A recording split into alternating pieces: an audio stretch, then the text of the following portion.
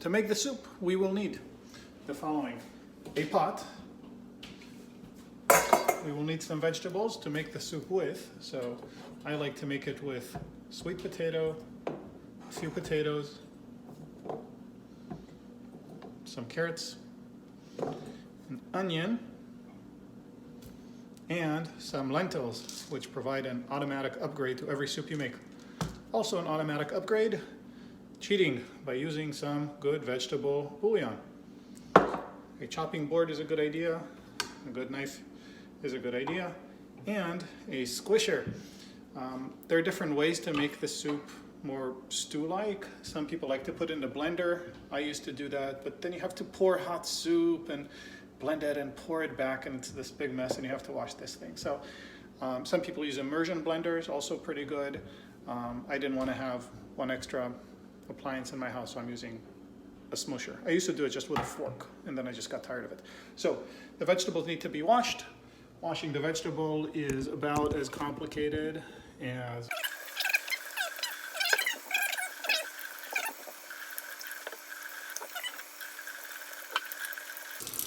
all right. The onion is the only thing that requires any kind of peeling. I'll show you how that goes. So when I peel an onion, I like to take off the two ends. 1,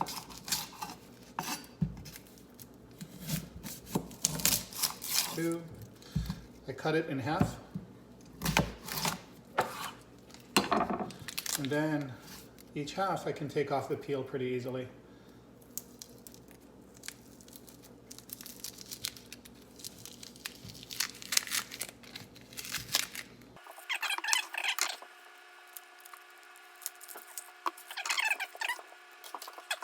I slice the onion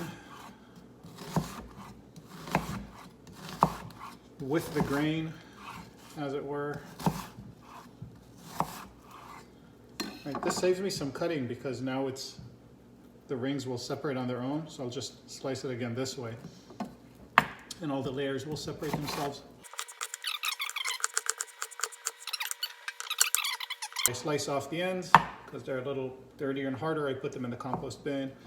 I'll slice it lengthwise, and then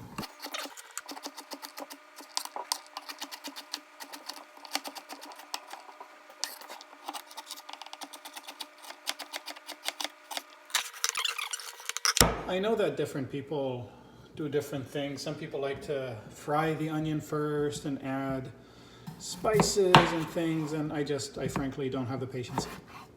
I'm good enough with 80% awesome if it takes me, 30 minutes less to do it. So I'm cutting, again, all the pieces are about bite size roughly. We're gonna mush them up later on, so they're not gonna remain like this, but some pieces will escape the squisher probably. So I just wanna make sure that they're a comfortable size to eat, but they will be super soft once they cook anyway.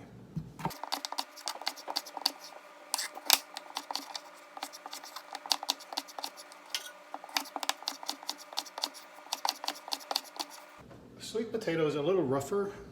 I'm also going to take off the edges just because I don't like them. And I'm not going to try to slice the whole thing. It just seems like a lot to me. So I'm going to cut off a few more manageable blocks that I can work with.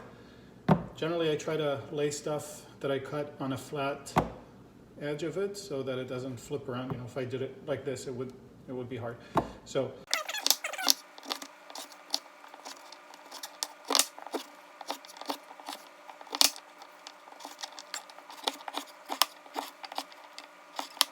okay, the prep is basically done at this point. Now we're just going to cook it for a bit and squish it, and then it'll be soup. We can add lentils. These are green lentils. You can use whatever lentils you want, or as much as you think you like. Perfect. Okay, next thing, add water. Otherwise it won't be soup. So that covers everything up.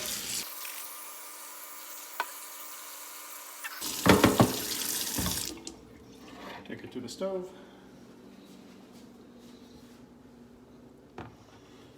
Put it on high. We'll cover it with the lid. And then I'm just gonna let it cook. It'll cook for about probably,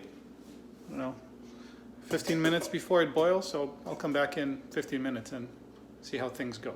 Okay, so it's taken more like 20 or 25 minutes for this much water to boil, but it is boiling in earnest now. The vegetables are probably not gonna be soft yet, but it is a good enough time to put in the vegetable bouillon. I like to wait until the water is hot because then it just immediately melts off the spoon. Less to clean and also less wasted.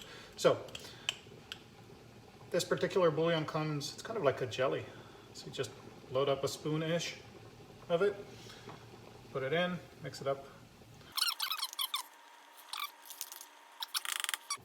At this point, it's probably not a good idea to cover it and leave it covered because it might spill over. I'm guessing that the starch is creating this kind of foam and it builds and it becomes this enormous mess.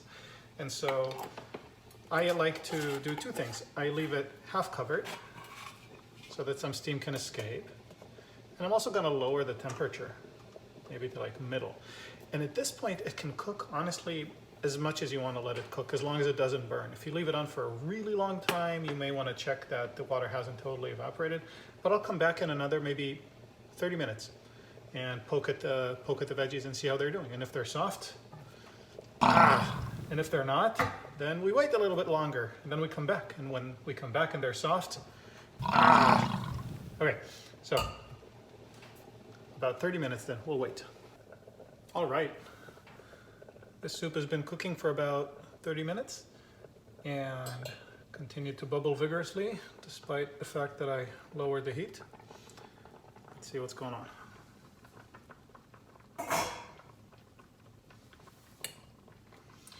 Okay, and I can feel the veggies are very, very soft. Here's a potato. It takes no effort to go through any of the vegetables. At this point, they just break. So before I got myself the squisher, I used to just do this part by hand. And the main thing is just to avoid the steam. It works pretty well. It just takes some time. And I got impatient. And so I went and got myself this squisher, which I remembered from my childhood. We would use it to make mashed potatoes, much like this, except now I'm using it to make soup. So, squish. And you can decide, of course, how much actual identifiable vegetable you want in there, how liquid you like your soup to be versus how stewy. You know, if you want it to be more stewy, just leave it on to cook for a little longer. The water will evaporate. If you want it more watery, add some water. But at this point, it's ready to eat.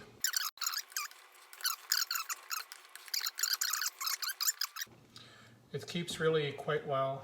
You can put it in the fridge, whatever you didn't use. Eat it over the next few days. You could even freeze it if you want it. Yeah, that's it.